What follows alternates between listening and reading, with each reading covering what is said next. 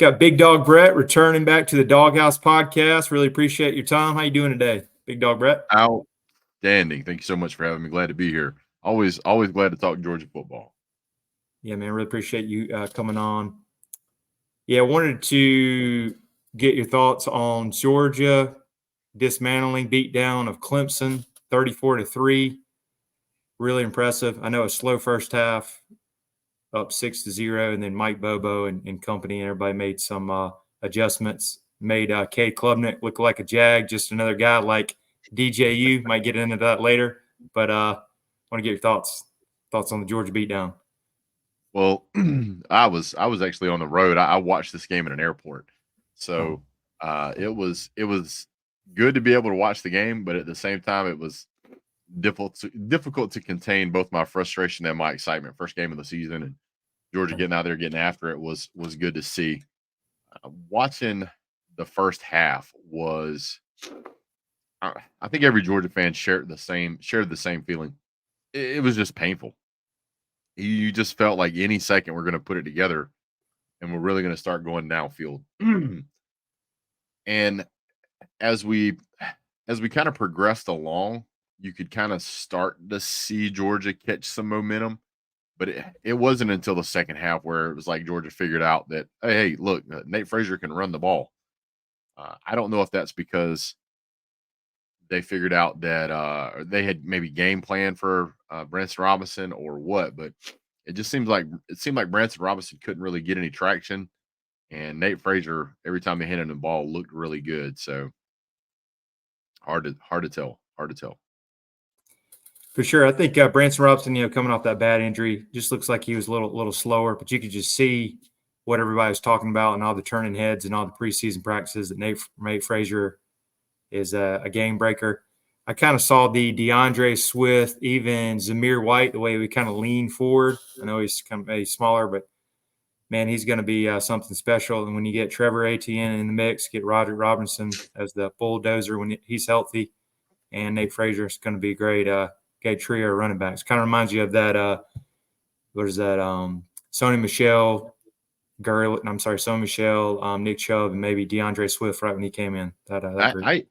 And for those Georgia fans that are a little bit older, even maybe a little bit of Noshawn Marino in there. Oh yeah, kind of that shorter but faster, agile, but not scared of contact either. So that was really nice to see. Right. Now, as much as I would like to gloat and brag on how good Georgia was, Georgia did have some spots where I can really see some improvement be made. As a Georgia fan, I don't like seeing 7 penalties or 70 yards taken off the board. And one of those specifically was a big gain that got called back. So that really kind of irritated me, and I'm sure it irritated Kirby Smart and other Georgia fans. So that's some room for improvement. If you had that 70 yards back to Georgia for penalties, and granted, not all of these are on offense, but we're gonna add them to the offense, right? That would have put Georgia with over 500 yards of total offense, which would have been incredible. So penalties, not great. But the other thing that really nobody is talking about was the third down efficiency. Georgia last year was one of the best in the country at third down efficiency. Yesterday, they were just barely over 33%. I don't really want to see that out of a Georgia team. I think we can do much better, have done much better than that. And I think coming up against the Tennessee Tech Golden Eagles, I think we'll do great. So let's that. So you can't put sprinkles on everything, but sometimes you got to call it like it is. Definitely. I know struggling in the first half, I believe it was only 30-something yards, but they were going a lot with Branson Robinson. And I agree that they did well on defense. I know last year maybe still a good defense last year, but took a little bit of a step back. But now holding Clemson in 2021 and now to 6 total points. I don't think they've scored a touchdown in a decade now, or since 2014 with Mark Richt. So defense might be a little better than we thought. They're real fast on the perimeter. I know a little banged up. I know he had some injuries. Kyle Williams, I think was maybe Warren Brinson a little banged up too. So that'll be something Kirby will maybe do a little load management going forward. But yeah, all in all, slow start and the penalties to get really nitpicky. Also, I wish they would I know Lawson Lucky had 2 catches for 37 yards. Maybe use the tight ends a little more. I know Oscar Delp didn't get any catches, or Ben Jurasic, I believe that's his name now. Yeah. So it'd be good to see going forward to get the tight ends going. Yeah, I was really kind of stunned that we didn't see Oscar Delp. Maybe there's something there I missed. I don't know if he's injured or maybe there's an injury there they don't want to talk about. But Oscar Delp's not a redshirt freshman, really. He should have been in there playing. I'm not sure why he wasn't. Kirby Smart treats everything like, it's the nuclear football. He's not going to let anything out of his sight. You're not going to hear anything until it's last minute. So one thing I do want to point out is that Branson Robinson had 7 carries, but only 12 yards total. Mm-hmm. Nate Frazier had 11 carries for 83 yards. Right. Branson was averaging 1.7 yards a carry, but Nate Frazier averaged 7.5. Right. That's absolutely incredible. So, and by the way, I do want to point out that Bowers is still on the team. In case you didn't know, did you know that, Trey? Yeah. Please iterate. So for those of you who don't know, everybody talks about we lost Bowers. We didn't lose Bowers. We still have Bowers. His name is just Chauncey Bowers. Okay, I got you. That is a good point. And he had 3 carries for 6 yards, so we still have that. That's right. He's still contributing. So there you go. I like that. So still a great win. I think it put a little impact out there and a reminder that Georgia's still here. I still think Georgia was kind of underrated. I wouldn't say underrated, but just they're kind of quiet in the offseason. Everybody's hyping up everybody else. So hey, Georgia's still here. Impressive win. Also, another question I wanted to mention, just because Cade Klubnik, 18 to 29, 142. He looked like watching paint dry on that Clemson offense. And then struggling of DJU. Who would you rather have currently, Cade Klubnik or DJU, if you had to pick? Yeah. Is there anybody else on the roster I can choose from? Where's Bobby Boucher? Put him in at quarterback. There you go. This is what we've seen out of Cade Klubnik. He's a 62, 63% completion percentage guy. That's what you're going to get. You're not going to get any more than that. That's what you're going to get. In a big game, he's going to throw interceptions. That's what you're going to get. That's who he is. Similar stuff could be said about DJ.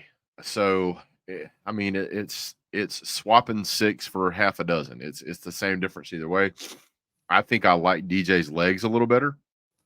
I feel like Cade Klubnik has concrete for feet. I don't think he moves very well. I don't think he reads very well. How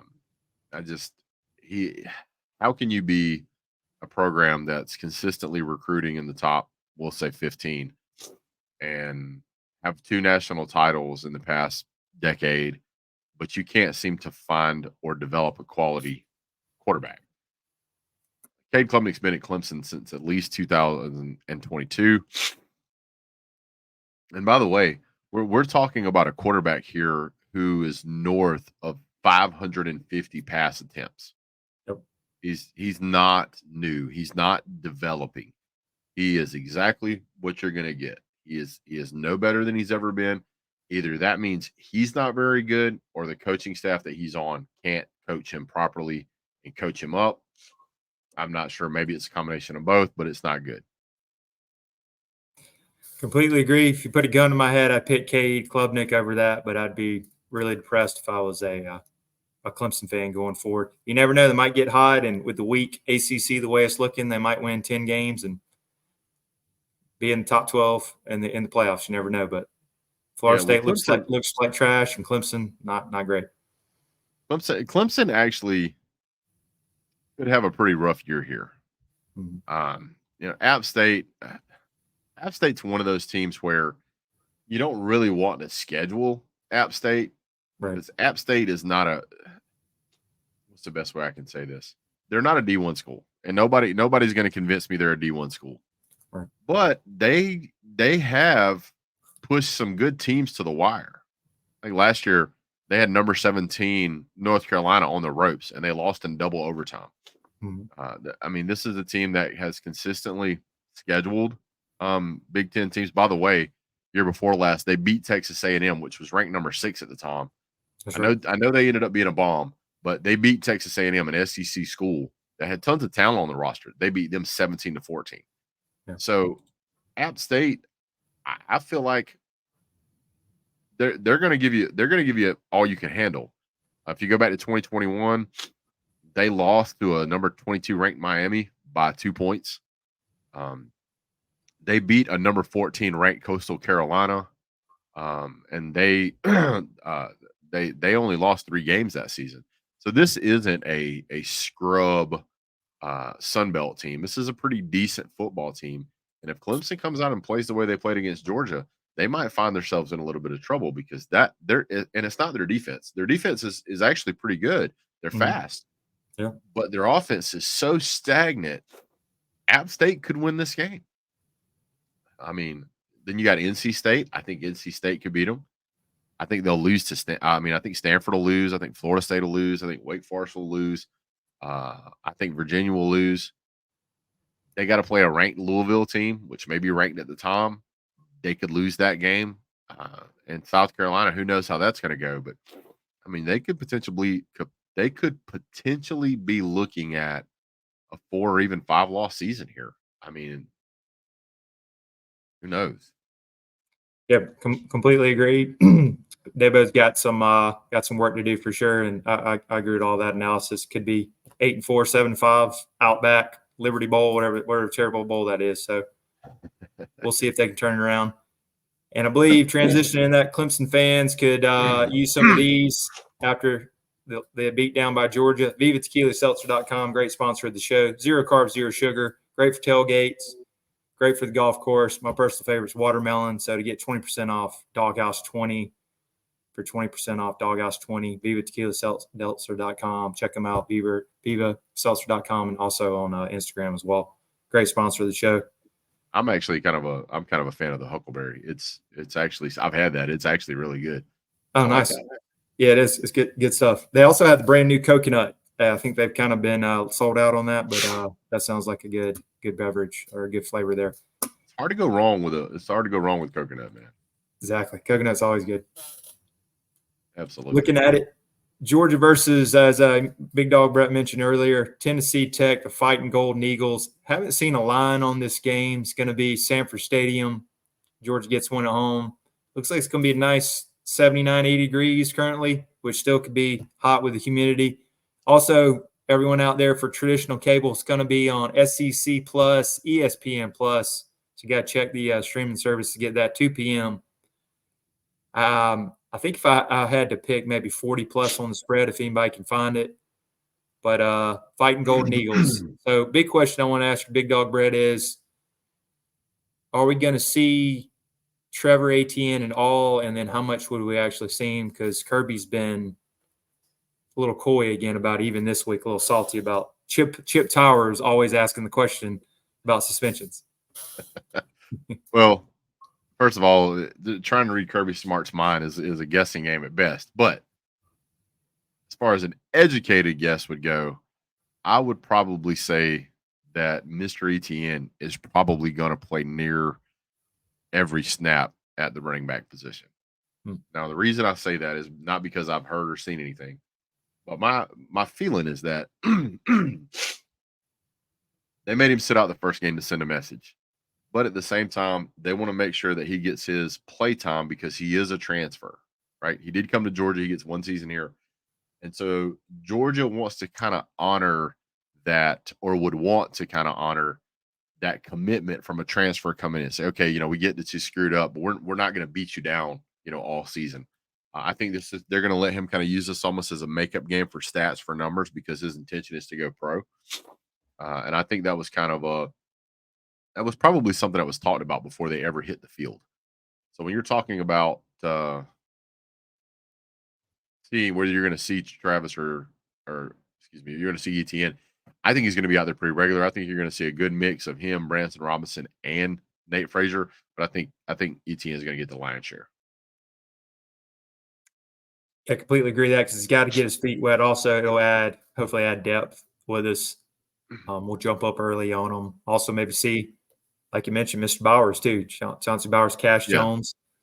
Well, you certainly want to get Etienne in a rhythm here quickly, because next week we play. The week after that we play Kentucky, and then you've got a bye week, and then you play Alabama.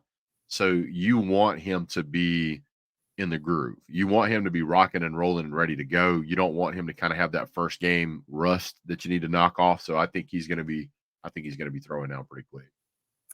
Gotcha. I completely agree with that. We'll see get that run game going. What other players, or maybe young guys or freshmen or anybody maybe you're excited to maybe see, hopefully when Georgia jumps up?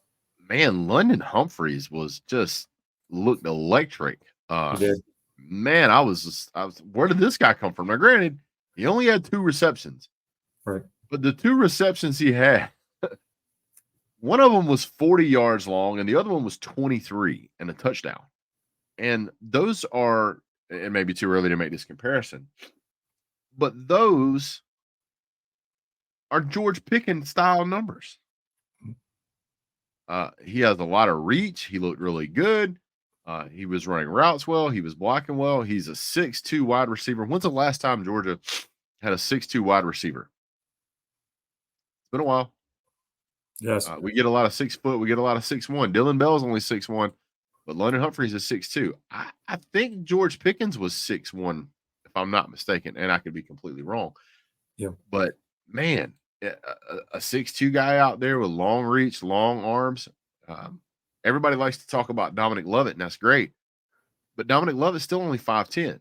He's a wonderful player. He's 5'10".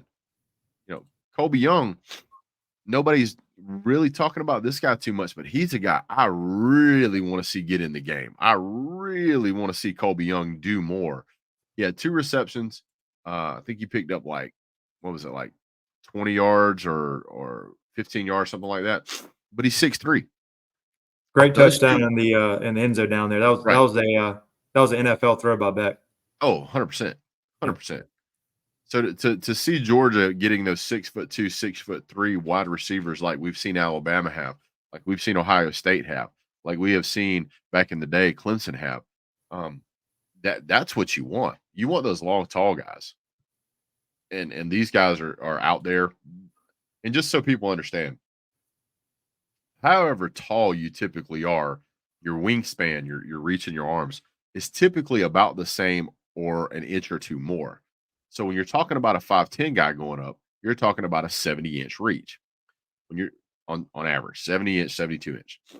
But when you're talking about a 6'3" guy, now all of a sudden you're talking about a guy who's got a 75 to 77-inch reach. And that is a hand's width or more catch above whoever you're jumping after. So it makes all the difference in the world, those 4, 5, or 6 inches as a wide receiver. It does. I think you mentioned George Pickens earlier. I think that's what they always said, even in combine. He had such a long wingspan, catch radius. So that was always impressive for him. George Pickens, I really wish we would have had an opportunity to get more out of George Pickens. Yeah. He will always be one of my favorite players. I know he did some wild stuff, but man, you want to talk about somebody who was just absolutely incredible to watch. By the way, I just looked it up. He was 6'3".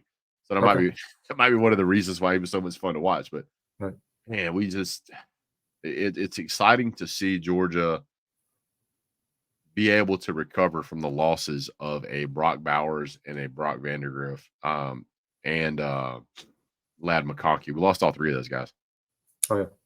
I was a big fan of Brock Vandagriff. I watched him in the G-Day games. He looked really good. Sometimes he didn't look great, but he's incredible with his legs. I'm really interested to see how we're going to do in that game, but we'll get to that eventually. Okay. Yeah, real quick, I'm gonna make a pick. I know the rest of the college football there's bigger matchups, but I'm gonna see 52. I'm gonna say 52-7 because it's hard to really do a shutout on some of the teams, as we know. So I'm going to say 52-7 in this game. Maybe get a field goal in there, but that's going to be a pick for the game. Hopefully get out, no injuries. Get Gunnar Stockton some looks, get some of the young guys. So, yeah, I'm going to say like 52-7. Let me see. Something like that. Point spreads in the 40s. I can't even find it anywhere. But looking at what I've seen so far, I've seen a lot of other teams when they play these unranked teams. They've got some pretty incredible lines on them. That 40 to 50 number is always out there. If my speculation is accurate, I will say I don't see them getting more than 6 points.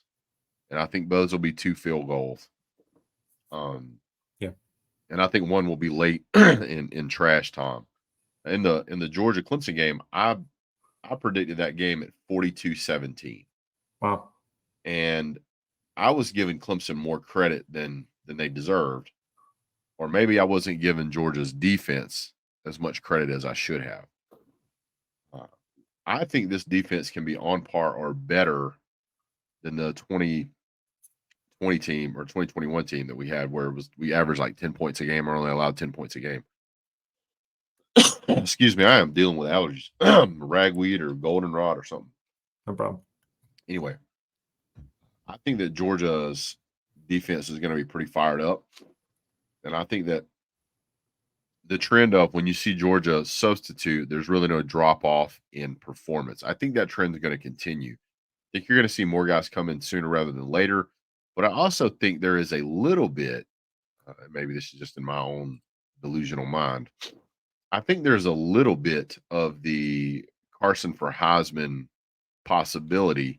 That's one of the things that Kirby Smart and quite frankly, Georgia hasn't done a very good job of in this year, right?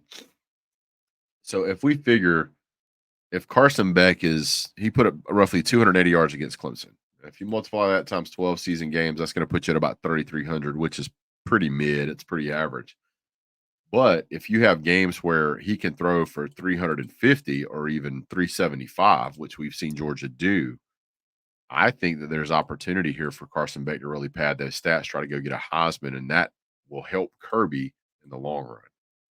Help with the recruiting, especially elite quarterbacks. We go, hey, we just got a Heisman quarterback. The year before that, we took a true walk-on and we made him, or 2 years before that, we took a true freshman and a true walk-on and made him a 2-time national champion. So come play Georgia. Yeah. Also, he got invited to New York as well. So yeah. So I think Georgia's on the right track here. I think this is going to be a video game score. I think Georgia is going to be at 65 points. And not just because Georgia's going to run up the score just to run the score up. I think you have to look at the week 1 games and how, how everybody else run the score. I mean, I think Ole Miss, I just checked a few minutes ago, they just scored another touchdown. They did. I think they're up to 92 points right now. I think you and I had a touchdown on that one too. We kind of walked in a couple times. I was going to get a second one. I took a break. that game was so out of hand, and everybody at this point, I guess, is vying for the backup spots. That's what I'm going to call them for the playoff. They want to make themselves look as good as possible so they can edge into some other spot. And I think that's going to kind of force Kirby Smart to run the score maybe more than he normally would have. Yeah. But I think you're going to see a video game score. It would not surprise me. I know it sounds crazy, but it would not surprise me to see a 66-6 score or 68-66 score if you don't like that number. It's something crazy. 62, 63-6 would not surprise me. So I'm looking forward to that. Yeah, that'd be great to see. And then did want to, since it's the big game of the week, did want to get your prediction on number 3 Texas against number 10 Michigan. Michigan looking a little rough last week, but they are going to have it in the Big House. Going to be, I guess it's the big noon kickoff, even though it'll be a SEC team coming over.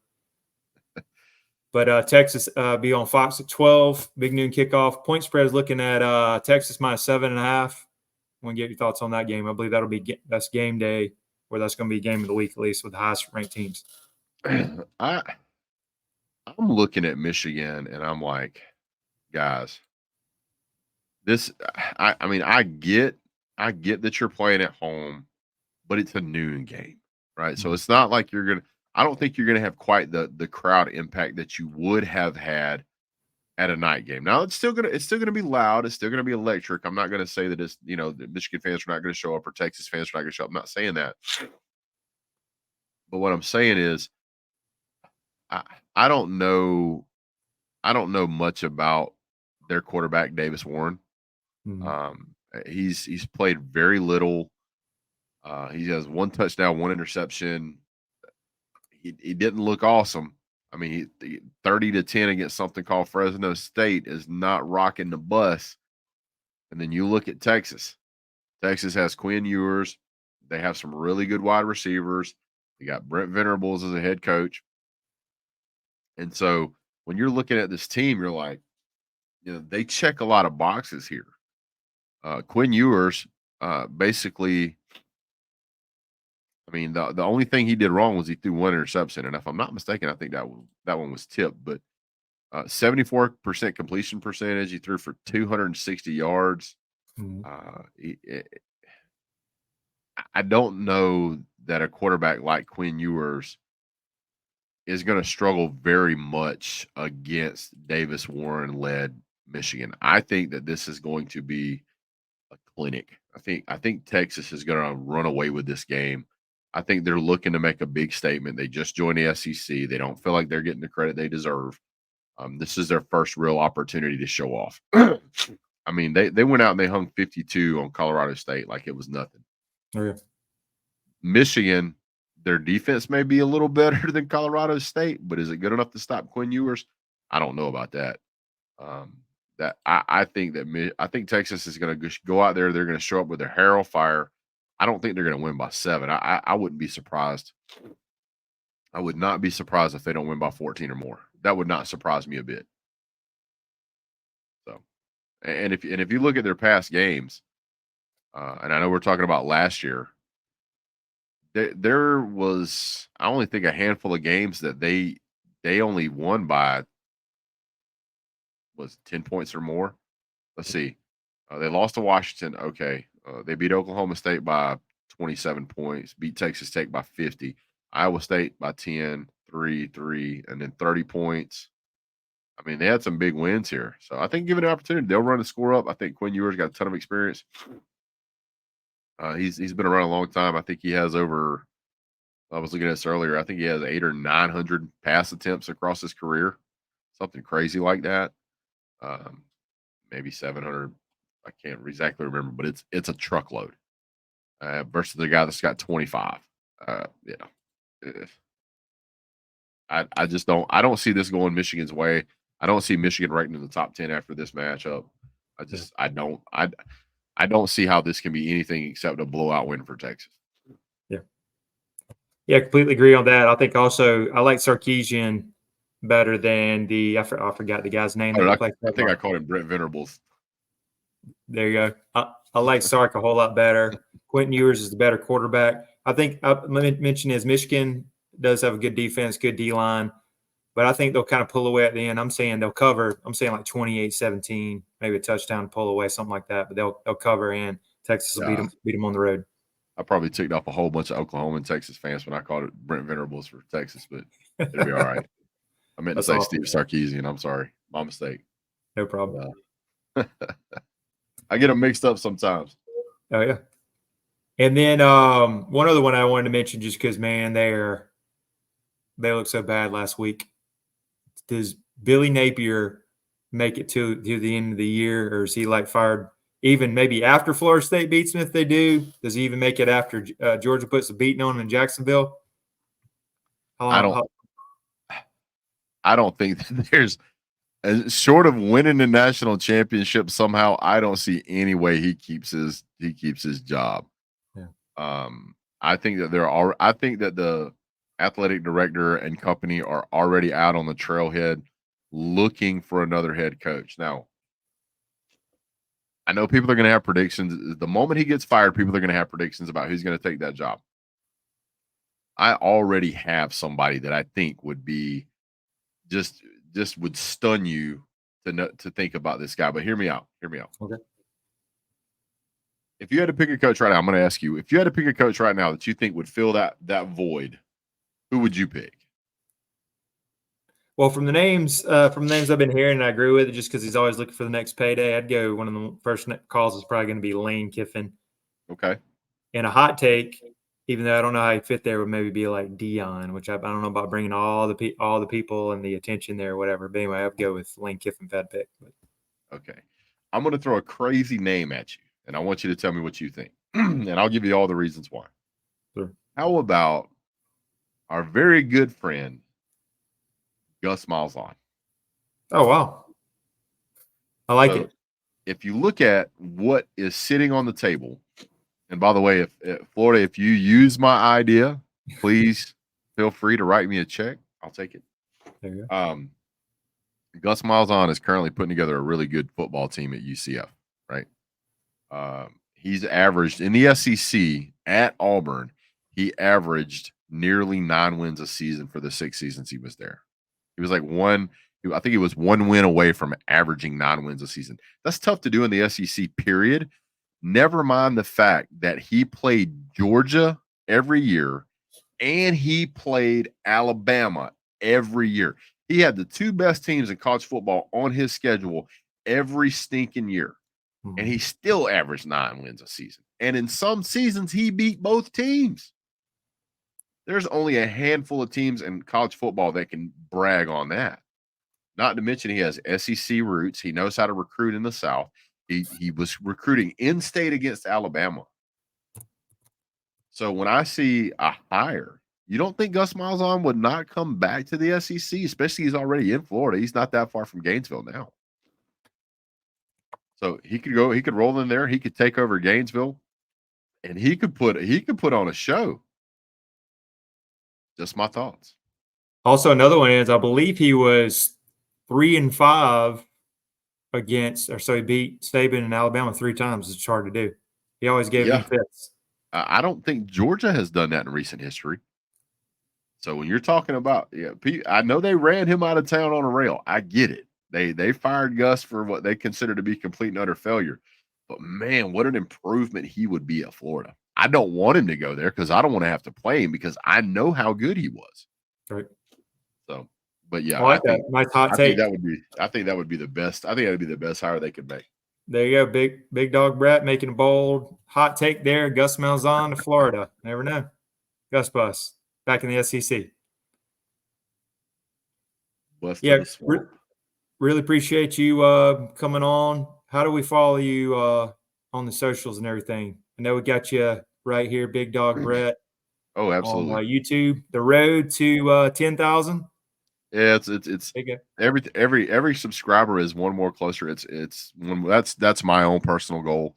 I just think breaking that number would be pretty awesome. I mean, college football has the greatest fans of any sport of anything I've ever seen.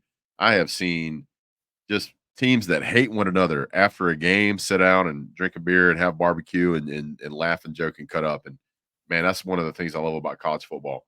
It takes you away from the world of politics and money and aggravation and all this other stuff that's going on. And you can sit down for a couple 3 hours a day and share a good time with people you don't even know. And just kind of makes you feel more human again, or at least for me. So if you want to follow me on YouTube, Big Dawg Brett Sports, BDB Sports. I'm on there. I also do a little bit on Twitter. If you look up Big Dawg Brett Sports, you can find me on YouTube. I'm not hard to find. And I pride myself on being very interactive. You can also find me on Facebook and you can message me, which is how Trey reached out to me. So I'm very interactive. If I don't know you, no big deal. I'm friends with everybody until you give me a reason not to be. I'll respond. We can talk about anything. We can talk online. We can talk offline.